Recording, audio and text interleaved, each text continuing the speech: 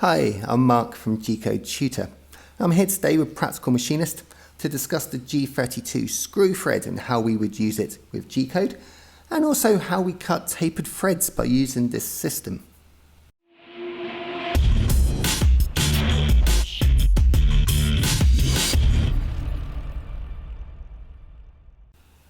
There was recently a conversation on my Instagram about using G32 to produce tapered threads.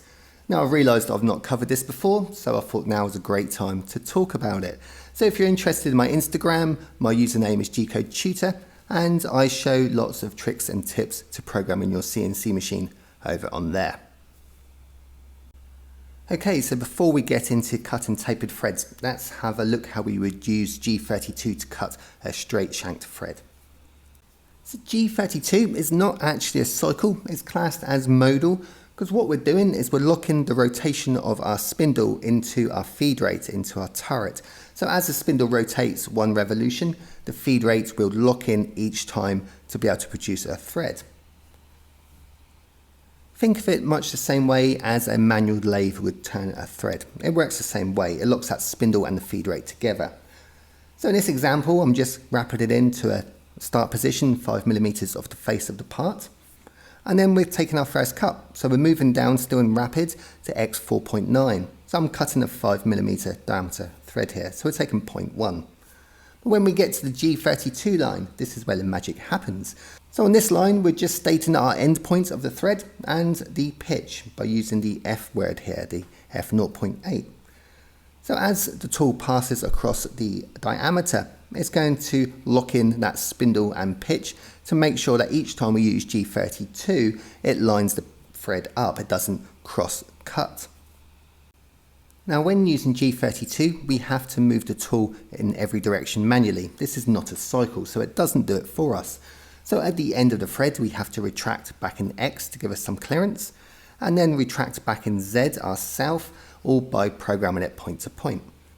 And then we come down to the next depth of cut. So we control the depth of cut accurately by giving it a diameter each time we take a cut across our thread. So we repeat these few lines for each pass of the screw thread that we are cutting until the thread is complete. And we can also add in some spring cuts obviously as we get to the end of our process here.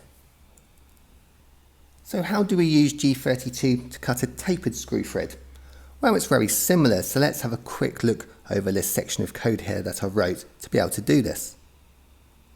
Now, because we still need to give a lead into the thread, we need to plot the points at the beginning and end to give us some clearance each side of the thread. But we also need to maintain that taper, so we have to use trigonometry to calculate where our start point and our finishing points would be. Now I've got a very affordable course over on my website on Machine Shop Trigonometry if you need to get up to speed on that subject. So with our start point calculated, and I like to give a few mil a run in just in case there's any backlash at present, and we're going to start off next with our G32 line. So it's the same as before, we're just giving it an endpoint in X as well as Z this time.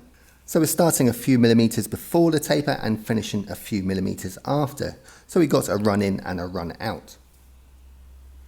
And of course our feed rate is the pitch of the thread. So our F word is the pitch. As this is G32, we have to plot each point ourselves. So once we've finished our taper, I'm retracting in X. So we got some clearance. So when we wrap it back to the front position in Z, we're not going to be touching our part.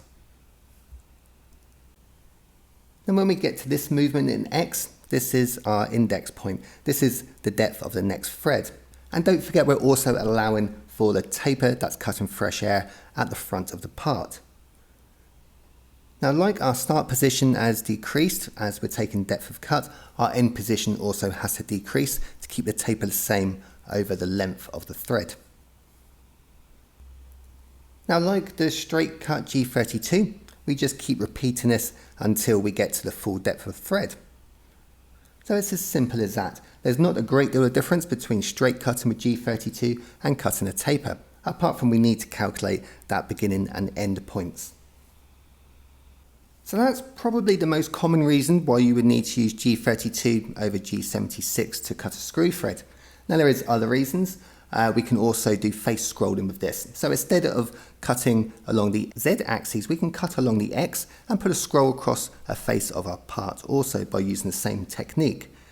And I've also heard that you can also do radial threads with this, but I've never done it, so I'm not going to show an example of that. So I'm currently rushing around to add this new information to my lathe course, and my lathe programming course can be found over on my website at gcodetutor.com, along with many other courses on G-code programming and also CAD/CAM and machine shop maths. So head over to my website and check it out.